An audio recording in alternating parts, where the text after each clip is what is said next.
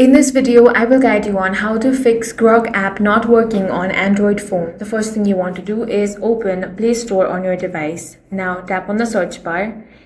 Here search for Grok. If you find an update option, tap on that and update the app to the latest version. Running an outdated version of the app can cause crashes or loading issues. If the app is already updated and the problem continues, then go back to your home page. Here, long press on the Grok app. Now tap on this app info icon. This is going to take you to settings.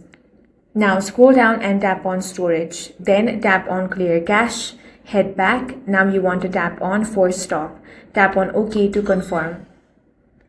Now you want to open the Grok app and check if your problem has been fixed.